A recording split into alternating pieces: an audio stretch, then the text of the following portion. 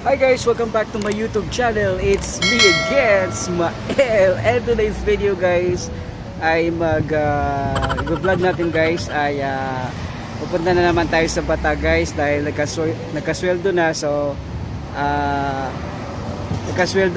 magpapadala tayo ng pera sa pamilya kahit kukunti lang ang nasweldo natin. At least kahit paano makapagpadala tayo ng pera sa Pilipinas. So yun lang guys. Yun lang ang pupuntahan ko ngayon at may vlog ko ngayon since day off ako ngayon. So yun lang guys ang may vlog ko this time. So yun. So anyway guys, ito naghihintay ako ng taxi at sana makakuha tayo ng taxi na medyo mura-mura lang at hindi tayo singilin ng mahal dahil sa kulang lang yung kunti lang yung budget natin guys. So yun lang guys. Habang naghahintay tayo dito ng sasakyan, i-update ko lang kayo guys. Ngayon guys, dito sa Saudi medyo okay na, hindi na masyadong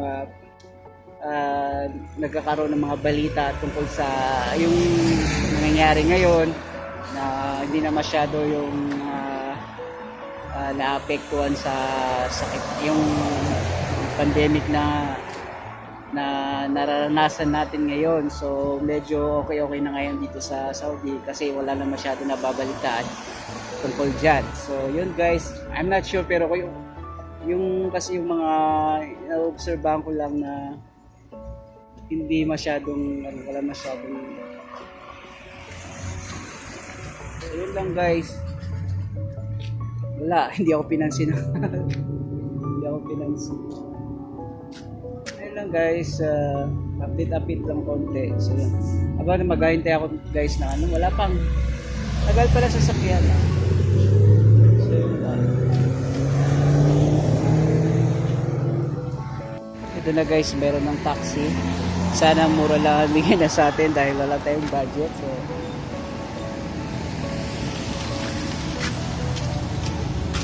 hindi, Bata Kap. Yes. Kap. Mapit Aladin? Okay, kalas na mas kila. Hina, wala hina. But no. Maybe I disturb you because I'm vlogging, no problem? Okay, kalas. Thank you. Ayun, nakasakay na tayo kay sa aking kaibigan na taxi driver. So, yan. Medyo hindi naman tayo siningil na mahal. But okay lang din.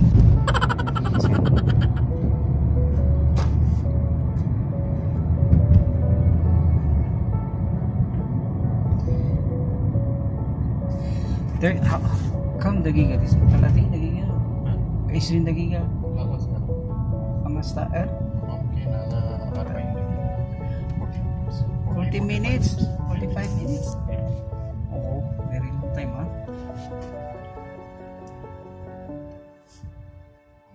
Mabuti. You know how to speak Tagalog, ha? You have many friends Tagalog people, ha? Bisyada. Very good. So, الحين هذا مشكلة كده كده. الحين دي شوية يجيب حاد ولا فوق؟ إيه شوية ما في زيادة الحين صح؟ ممكن هذا الحين very hot ما يجيب موت نادا كورونا. كلام this one very hot place ما يجي زيادة موت على طول. شوية بس نفر خوف. بس نفر خوف بس this one الله تجيب انت كده جيب. الله ما في جيب يو، ما في مشكلة. انت دور الله ما في جيب يو، ما في جيب يو. صح؟ يعني this one is الله بس معلوم يعني انت على طول انا بس بيت بس الله جيب انت ما جيب شيل like this. بس نفر خوف. خوف يجي موت. سورة ما في موت. ما يجي. This one sometimes ada ما في معلوم ثاني نفر يعني بس الله معلوم يعني. في نفر كتير فلوس روح سبيطار روح كده بس ما يجي موت. ليش؟ أنا معلومات يعني في نفر مسكين ما في أكل 3 اليوم بس ليش على طول صح؟ الله كريم. Allah Kareem. It's very hot. How many now for the temperature of this one hot? 43. 43. Oh my god. It's too much hot.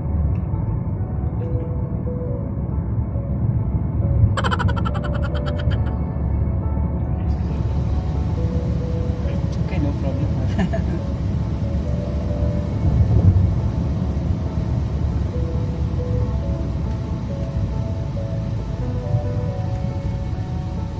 Ngayon suba sa Saunos, temperature 34. 34. بعد ظهر Oh. ممكن 50. Oh my god. Masya.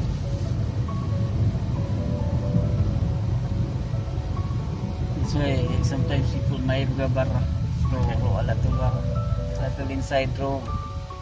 في هواء مخيف. ايش شغلك؟ أنا شغل هربي. لفي؟ هنا أهو. لسان شارع جبيل شارع الجسر. جبيل. وفين؟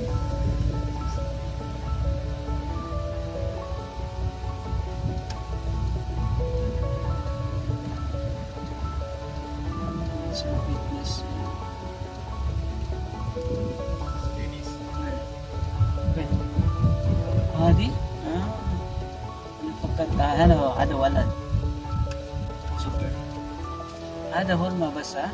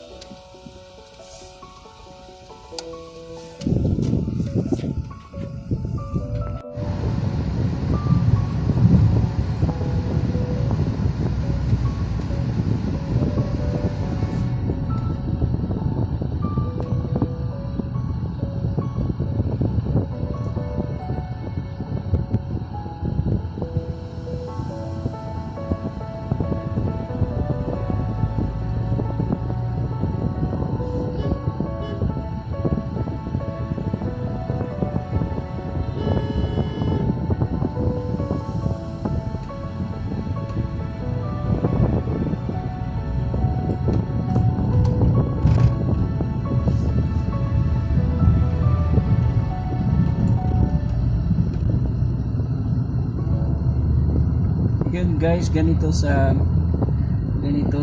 Saudi pagka umaga. Ang ganda naman ng mga building nila dito, pero wala masyadong tao kasi nga kasi sobrang init. So ayaw nila maglalabas-labas kasi nga syempre ang init, diba? So parang magstay lang sila sa house nila, tapos lalabas lang yan sila mga around 8 PM ng gabi after salas. So yun, makikita mo lang sila sa mga mall, sa mga restaurant, sa mga supermarket, kasi yun, doon lang sila lumalabas. Kasi pagka ganito mga time, bira lang lumabas. Hindi katulad sa atin pagka mga ganitong oras, diba, busy ang mga mall kasi talagang crowded talaga, ang daming tao. Pero dito pagka ganitong oras, may mga mall pa na hindi pa masyado, hindi bukas, or nagbubukas lang sila mga around 4 o'clock PM na, kasi nga parang gano'n. So yun, tsaka hindi crowded yung mga mall dito sa Saudi. Wala masyadong nag-mall. Kumbaga pupunta lang yan sila sa mall kung may mga bibiliin talaga sila. Pero kung mga patambay-tambay lang, hindi sila pupunta doon para kumambay lang. Talagang pupunta sila doon para may bibiliin sila. So yun guys, ang pagkakaiba ng Saudi at saka dito sa doon sa Pilipinas. Yung mga observation ko lang naman guys, dahil syempre diba, medyo matagal na rin tayo dito sa Saudi.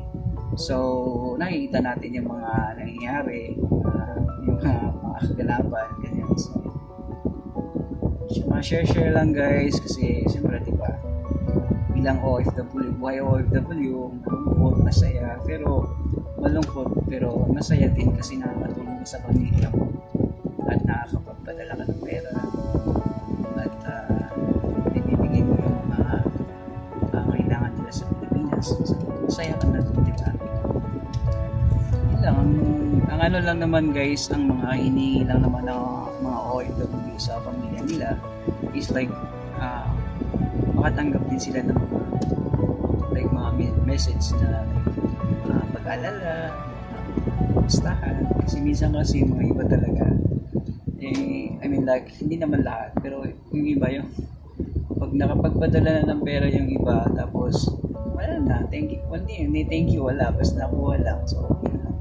So, malungkot din yun kasi di ba parang nagpadala ka tapos walang reply. So, parang sobrang napakalungkot yun. So, yun guys, yan ang isa sa mga experience na dito sa Saudi, mga OFW na kahit na mahirap kipagsapalaran dito, kinakaya pa rin namin dahil sa pamilya. So, yun nga, pamilya talaga, bakit punta dito? Kasi sila magtsatsaga guys, sobrang hirap dito, napakahigpit na country, plus basta guys, tsaka lalo ngayon mas tumaas na yung dito taxes na lahat ng mga pagkain dito binibigay dito. So sobrang okay lang sana kung tumaas yung sahod, pero hindi tumaas yung sahod yung taxes na tumaas ng 15%. So unlike before 5% lang, so medyo okay pa. So ngayon talaga mararamdaman mo talaga like kung saan kung bibili ka ng mga groceries mo, talaga may mga patong talaga ng 50%, 15%, kamastas yan. So yun. Okay, guys, ayun, may ilaw makita. Yan guys, kayong mga lumalabas lang kami guys pagka may mga like for example sa sahod lang. No problem I just make this video. No problem. Okay? Pag lumalabas lang kami kasi nga yung pagkasahod lang, so siguro twice a month or once a month lang kami nakakalabas dahil nga sa yun nga yung purpose namin na makapagpadala ng pera at the same time makapag grocery for one month. Kasi dito sa Bata lahat dito magbibili talaga yung mga Pinoy pagkain na gusto mong pilihin, so bumili ko talaga dito. Tapos ano talaga dito, lahat talaga sulit talaga yung punta mo, pero dapat tsaka malayo guys, almost 40 minutes yung biyahe papunta sa Bata from our villa hanggang sa Bata, 40 minutes yung biyahe. So medyo mahaba-haba din na biyahe-biyahe, pero okay lang din, at least makapagpadala ka naman ng pera sa Pilipinas, at the same time makapagbili ka ng mga grocery mo for 1 month. So yun guys, isa sa mga dahilan kung minsan baka naapunta naman. Hindi na kasi, di ba, hindi iniisip na araw-araw pupunta lang punta. Hindi. Siguro once a month lang or twice a month. It depends kung may pag after ng papadala mo tapos may pinatira pa sa pera mo, hindi ka nagkayayaan, yun, pwede ka mapapasuloy. But kung mamimili ka, wala na natitira. Baga, may family mo na before. So, kunti na lang natira sa'yo. Just just in case lang, mga reserve na just in case lang importanteng mabili, or I mean like may mga something na nangyari, so at least meron ka matutulog na pambili mo man lang ng gamot or something, piliin ka na gustuhan mo, pero tapos yun guys.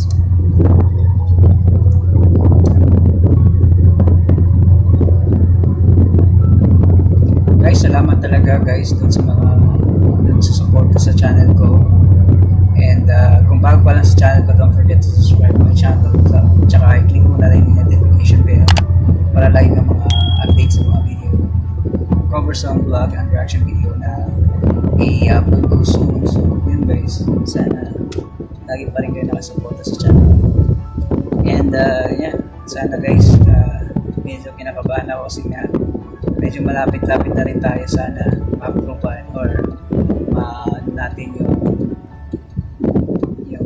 parents ni Lolo. So sana ma-achieve natin yun soon. So thank you guys mga nagsusuporta sa channel na to. And without you guys, hindi natin ma-reach yung 1,000 subscriber plus. Papalapit na 4,000 hours views. So yun guys, I'm grateful guys na nandyan kayo lagi to support this channel. Tsaka salamat talaga sa legit na mga kaibigan na lagi sumusuporta sa channel na to. So thank you guys. I really appreciate that from the bottom of my heart. So, ang galing dito guys, so sobrang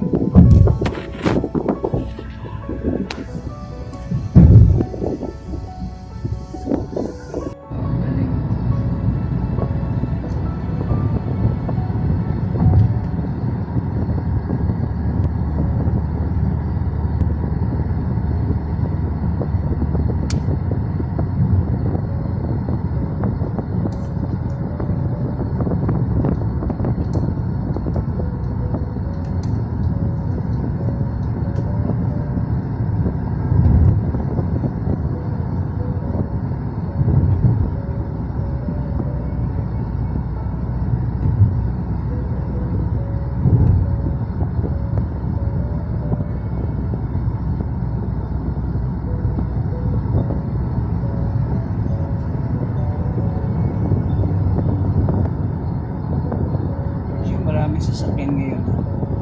Pero hanggang ngayon guys, alam niyo guys, hanggang ngayon hindi pa bukas talaga yung mga school dito. Yung mga madrasa nila dito, hindi pa talaga sila bukas. Wala pang school. Kasi siguro medyo aware pa rin sila dun sa mga itong nangyayari sa pandemic na to. So,